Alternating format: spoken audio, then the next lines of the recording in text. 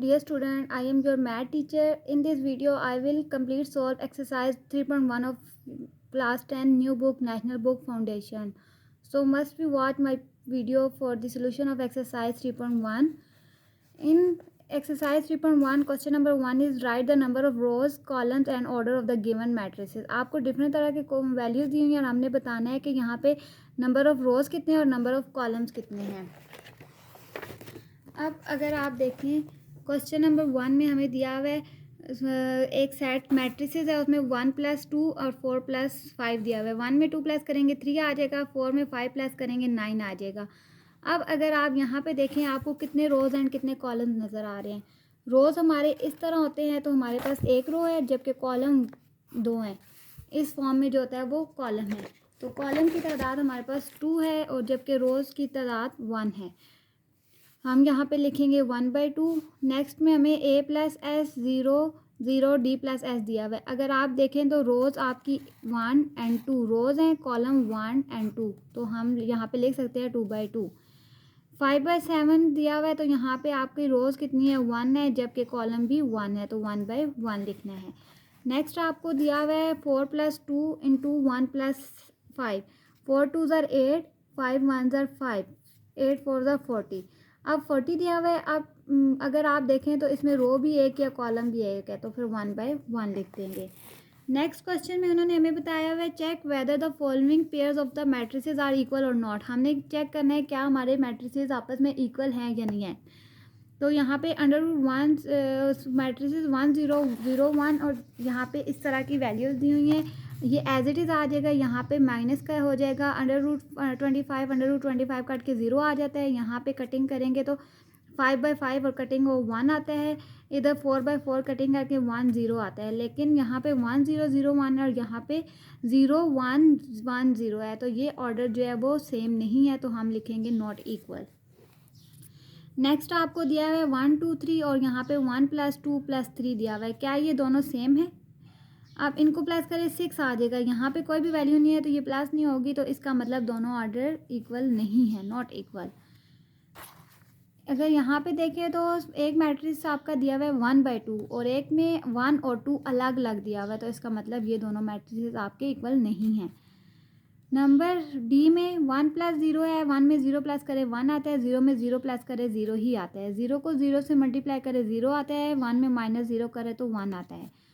5 × 5 25. जब 25 से कटिंग होगा तो 1 आ जाएगा. 3 0 0 डिवाइड 0, यहाँ माइनस करें तो 0 आता है. 17 70 से कट जाएगा तो 1.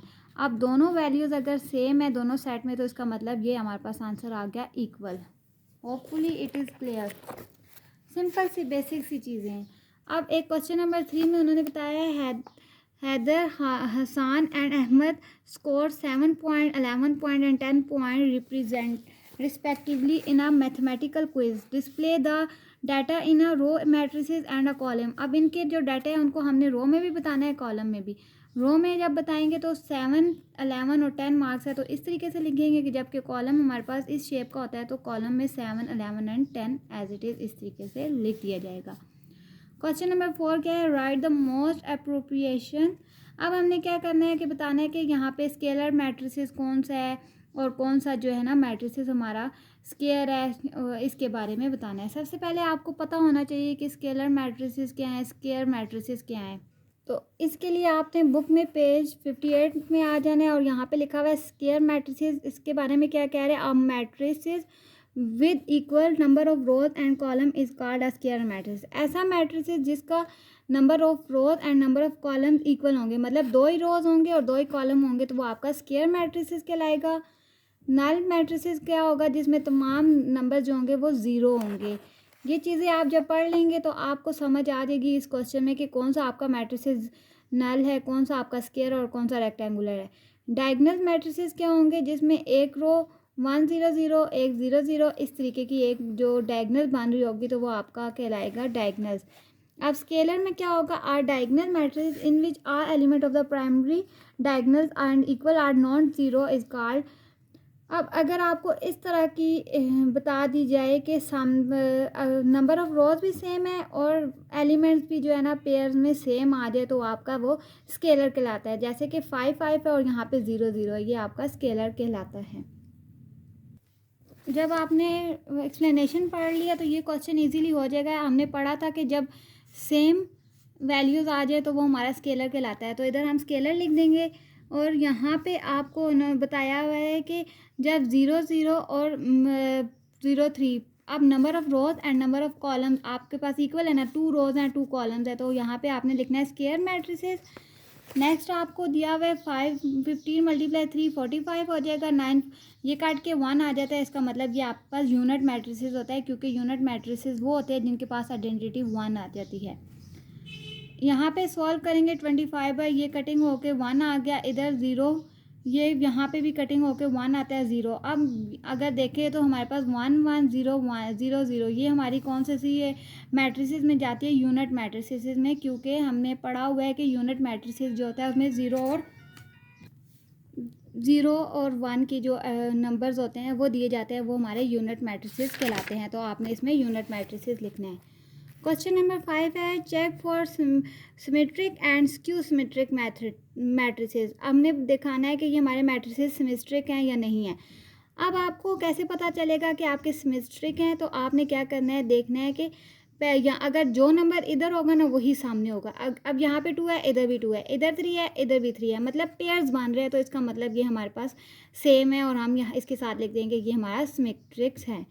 और स्क्यू का कैसे पता चलेगा कि नंबर्स तो सेम होंगे लेकिन एक के साथ नेगेटिव होगा, तो हम कह देंगे कि ये हमारा स्क्यू है। अब यहाँ पे अगर हम देखें तो 0 0 0 सेम है, इधर -2 है, इधर 2 है, ऑपोजिट साइन के साथ, वैल्यू सेम लेकिन साइन ऑपोजिट है, तो हमारा स्क्यू सिमेट्रिक कहलाता है। वही बात, वैल्यू सेम ऑपोजिट साइन तो स्क्यू सिमेट्रिक। इधर भी हमारे पास यहाँ पे -5 -5 है, तो इसका मतलब ये हमारा स्क्यू नहीं है, क्योंकि साइन बिल्कुल सेम है, तो ये हमारा सिमेट्रिक कहलाता है। Hopefully it is clear. Objective type का ये एक्सरसाइज है। Right a symmetric and a skew of order 3। हमने खुद से ना एक क्वेश्चन में जो है ना 3 ऑर्डर का सिमेट्रिक और स्क्यू सिमेट्रिक बनाना है। अब देखें, अब आपके पास ऑर्डर है 1 4 5। अगर मैं यहाँ पे बना लूँ A B एंड C, अगर यहाँ पे मैं D लिखती हूँ ना तो इधर भी मुझे D लिखना है, इधर अगर E लिखती हूँ तो यहाँ पे भी E लिखना है, और अगर यहाँ पे F लिखती हूँ तो यहाँ पे भी F लिख देना है। तो ये हमारा हो गया सिमेट्रिक मैट्रिक का जो फार्मूला है। और इसका हमें कैसे पता चलेगा कि ये इक्वल है, तो जब हम ट्रांसपोज लेंगे तो A D E D B E F E F and C। तो अगर आप देखें तो ये वाला मैट्रिसेस और इसका मैट्रिक्स का ट्रांसपोज ये आपस में इक्वल है, तो A transpose is equal to A, तो इसका मतलब ये हमारा सिमेट्रिक मैट्रिसेस का ऑर्डर है। लास्ट क्वेश्चन में हमें क्या बताया हुआ है, स्क्यू सिमेट्रिक कैसे बताना है कि उसमें भी वही वैल्यूज़ होंगी 0 0 0। अगर -1 है तो यहाँ पे +1 -2 +2 -3, इस तरह का ऑर्डर जब हमें मिलेगा तो हम कह सकते हैं कि ये हमारा स्क्यू सिमेट्रिक है। और इसका जब हम लेंगे ट्रांसपोज लेंगे तो दूसरे इस नंबर के साथ माइनस लगाएंगे तो तब हमारा ये ट्रांसपोज के इक्वल होगा। तो ये इसकी निशानी होती है कि स्क्यू सिमेट्रिक जब तब बनता है जब माइनस वैल्यूज़ के साथ मल्टीप्लाई करवाया जाए।